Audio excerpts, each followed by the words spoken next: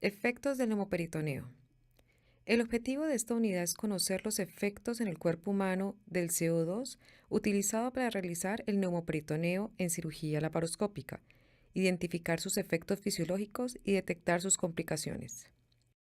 Antes de la realización de los primeros procedimientos laparoscópicos, el conocimiento de los efectos del neumoperitoneo era poco conocido por los cirujanos, ginecólogos y urólogos. El gas tiene efectos hemodinámicos y mecánicos sobre el paciente y es muy importante conocerlos y saber el manejo de las complicaciones. El neumoperitoneo permite que podamos trabajar en la cavidad abdominal con comodidad. Hay que tener en cuenta que la presión en la cavidad abdominal y la absorción del gas tiene efectos en todo el sistema. Los primeros experimentos con gas fueron hechos por Killing en 1901 en animales y Jacobius en humanos, y mostraron sus efectos con los diferentes gases utilizados. En 1988, los ginecólogos usaban presión de 30 milímetros de mercurio, con eventos como tromboembolismo gaseoso, lo cual los hizo evaluar la presión ideal de trabajo. Se recomienda trabajar en niños con 6 milímetros de mercurio y en adultos entre 12 a 15 milímetros para evitar complicaciones. Como lo vimos en la pasada unidad, el insuflador controla la presión con la que se insufla y está sensando constantemente el flujo de gas para garantizar una presión continua.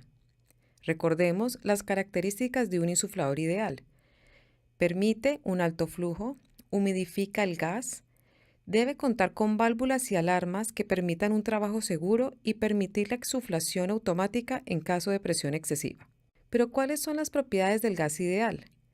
Debe tener absorción peritoneal mínima, efectos fisiológicos mínimos, excreción rápida, no reacciones a la combustión, efectos mínimos por embolización intravascular y solubilidad sanguínea.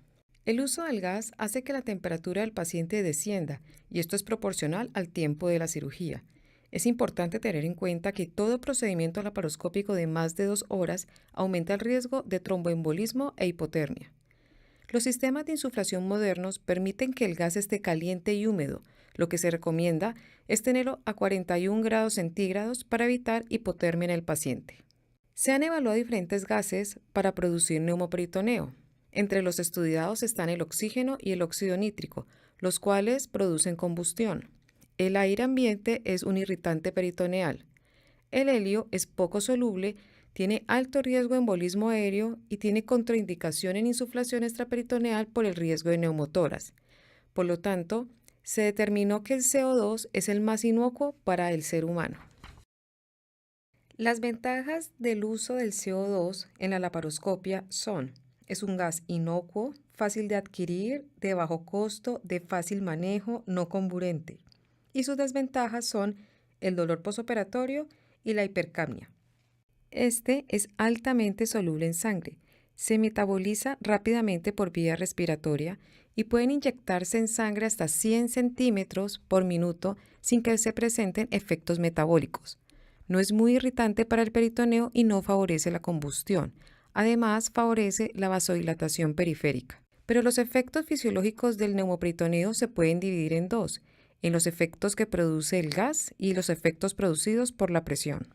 Dentro de los efectos del gas están las alteraciones hemodinámicas, y estas dependen exclusivamente del estado previo cardiovascular del paciente, pues este produce liberación de catecolaminas que provoca una acción vasoconstrictora. Además, está el aumento de la presión del volumen intravascular. Otro de los efectos del gas está su absorción peritoneal, el cual se traduce en un aumento en la presión sanguínea de CO2. Pero hay que tener en cuenta que aquí intervienen dos mecanismos compensadores: los amortiguadores del pH y la compensación pulmonar. Y por último, están los efectos secundarios a la presión intraabdominal.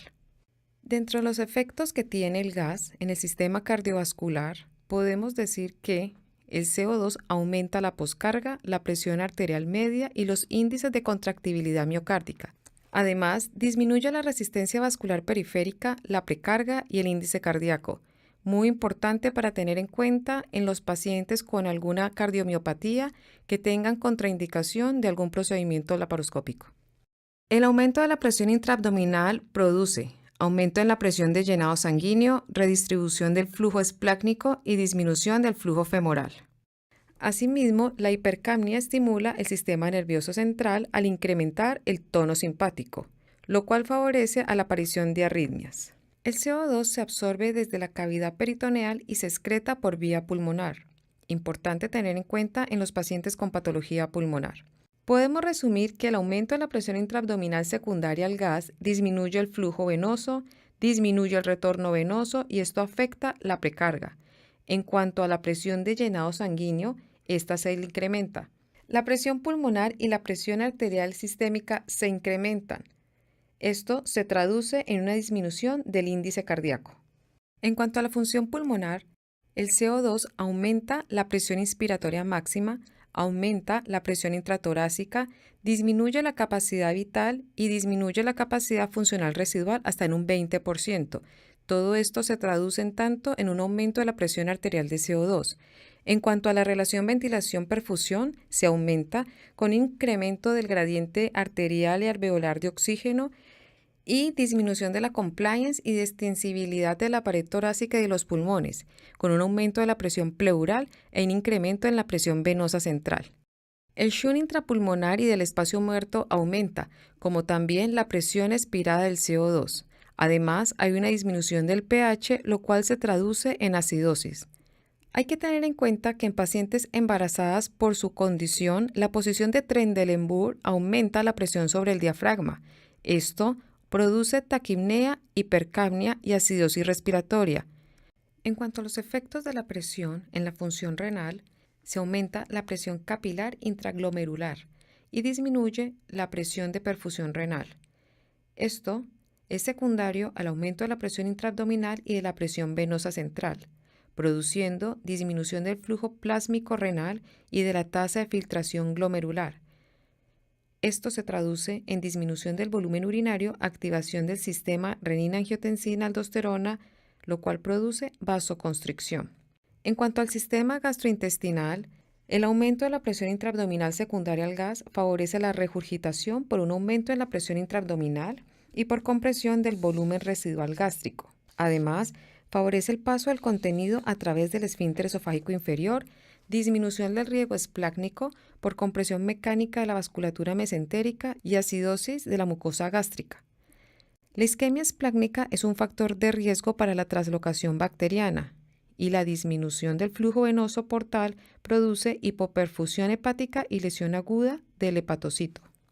En cuanto al sistema de coagulación, posiciones como el Trendelenburg hace compresión en la cava, lo cual disminuye el flujo sanguíneo venoso y por lo tanto favorece la trombosis venosa profunda por estasis venosa en las extremidades inferiores. En cuanto al sistema nervioso central, el aumento de la presión intraabdominal y diafragmática produce hipoxia e hipercapnia, y esto a su vez vasodilatación cerebral, aumento del flujo cerebral y aumento de la presión intracraneal. Importante tener en cuenta este dato en caso de pacientes con trauma cráneoencefálico, pues el aumento de la presión intraabdominal puede producir herniación. En cuanto a la respuesta inmunitaria al neumoperitoneo, la insuflación de CO2 aumenta la diseminación e implantación tumoral. Esto fue descrito en los inicios de la laparoscopia. Por lo tanto, el uso de técnicas de extracción segura de los especímenes han disminuido este problema. ¿Y cómo afecta la posición y el neumoperitoneo al paciente? En la posición de Trendelenburg invertido o Fowler hay un aumento de volumen de sangre a las piernas, por lo tanto, aumenta el riesgo de trombosis venosa profunda, una disminución de la precarga y la resistencia vascular. Pero en cambio, favorece la función pulmonar, hay un descenso del diafragma y hay un aumento del volumen tidal. En posición Trendelenburg hay un aumento de la precarga y de la resistencia vascular, pues hay una disminución del aporte de sangre hacia las piernas. Esto altera la función pulmonar, aumentando la presión en el diafragma, disminuyendo el volumen tidal. Dentro de las complicaciones secundarias a la absorción del CO2 tenemos la disminución del pH, las arritmias cardíacas por irritación miocárdica, hipoxemia, el dolor en el hombro secundaria a irritación del diafragma y la disección mediastinal o escrotal dependiendo si se está trabajando en el hiato o en la región inguinal. Otra de las complicaciones secundarias al CO2 es la hipotermia. El gas es frío Es por esto que el neumoinsuflador lo trata de calentar. En un tanque de 3.000 milímetros de mercurio, trabajando en una presión abdominal de 15 milímetros de mercurio, el cambio de presión produce enfriamiento. La hipotermia es secundaria a una diferencia de la presión entre el gas que está en el tanque, que está a 3.000 milímetros de mercurio, y el gas insuflado en el abdomen a 15 milímetros de mercurio. Este cambio de presión produce enfriamiento. Hay una disminución de 0,3 grados centígrados por cada 50 cc de aire que entre a la cavidad abdominal. Esta baja de temperatura también se puede deber a altas tasas de flujo y a pérdidas del gas repentinas. El embolismo gaseoso es una complicación poco frecuente pero potencialmente fatal. Se presenta en el 0,6% de las cirugías laparoscópicas y el embolismo pulmonar es el más frecuente, seguido del coronario y el cerebral. ¿Cuál es el mecanismo para producirlo? Empieza en la introducción tanto de la aguja de Veres o el trocar, la cual lesiona el parénquima de un órgano o de un vaso. Si hay excesiva presión intraabdominal, más de 20 milímetros de mercurio, va a pitar exceso de presión. La aguja o el trocar se van a retirar y va a empezar el proceso de llenado. Posteriormente, el gas llega a los capilares pulmonares, a la vena cava y a la aurícula derecha. Esto produce una obstrucción del retorno venoso, disminución del gasto cardíaco y disminución de la presión arterial. Esto llega a los capilares pulmonares, a la cava y a la aurícula derecha, produciendo obstrucción del retorno venoso y disminución tanto del gasto cardíaco como de la presión arterial. Se manifiesta con los siguientes signos clínicos: profunda hipotensión, cianosis, taquicardia y arritmias. ¿Cómo prevenir un embolismo gaseoso? Primero, con una técnica segura de introducción de trócares. 2. Evitar excesiva presión intraabdominal. Por lo tanto, se sugiere un flujo menor a 15 milímetros de mercurio, pues con presiones mayores de 20 se puede presentar el embolismo. Y usar un gas soluble. ¿Cómo se maneja el embolismo? Se debe parar la insuflación apenas se sospeche, parar el óxido nitroso, colocar al paciente en Trendelenburg de cúbito lateral izquierdo, ventilar al paciente 100%, hiperventilar, colocar un catéter venoso central a la arteria pulmonar, aspirar el gas y realizar un eco transesofágico para verificar la evacuación del gas. Dentro de las complicaciones menores del CO2 está el enfisema subcutáneo. Esto significa que la presión del CO2 diseca el tejido extraperitoneal accidentalmente. Hay un aumento en la absorción del CO2, hay un aumento en la presión arterial del CO2 y con esto, en los primeros 20 minutos se produce el enfisema. El manejo: interrumpir la insuflación y ésta se va a reabsorber en 24 horas. Pero si lo que el paciente presenta es un neumotórax, hay que descartar primero enfisema pulmonar o bulas, defectos congénitos del diafragma o disección del mediastino por parte del CO2. ¿Cuál es el cuadro clínico? Taquicardia o bradicardia, hipotensión, enfisema subcutáneo, dificultad para la ventilación e hiperresonancia. ¿Cómo es su manejo? No es necesario colocar tubos a tórax. Aumentar a 5 centímetros de agua al PIB y con esto el pulmón se reexpande y el neumotórax se corrige. Suspender el óxido nitroso y aumentar la fracción inspirada de oxígeno. El colapso vascular es una patología rara. ¿Cuáles son sus signos? Hipoxemia, cianosis, bradicardia, hipotensión severa y paro cardíaco. Dentro de las diferentes causas a descartar tenemos hemorragia, estimulación vagal o embolias del CO2. El colapso vascular es una patología rara, se presenta en 1 de cada 100.000 y los signos clínicos son hipoxemia, cianosis, bradicardia, hipotensión severa y paro cardíaco. Dentro de las causas a estudiar tenemos hemorragia, estimulación vagal o embolias del CO2. ¿Cómo se maneja? Evacuar el neumoperitoneo, buscar estabilidad hemodinámica y cuando ésta se logre continuar con el procedimiento, ya sea laparoscópico o por laparotomía. Las arritmias son otras de las complicaciones del CO2. Ya sabemos que el gas como tal irrita el miocardio. Estas se pueden presentar hasta en un 17%.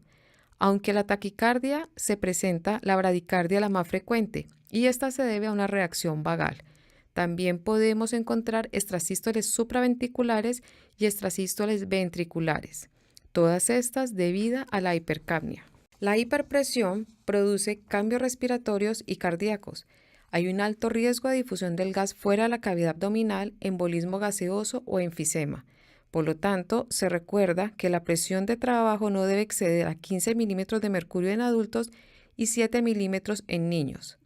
Siempre verificar que haya suficiente relajación para no tener que exceder las presiones de trabajo.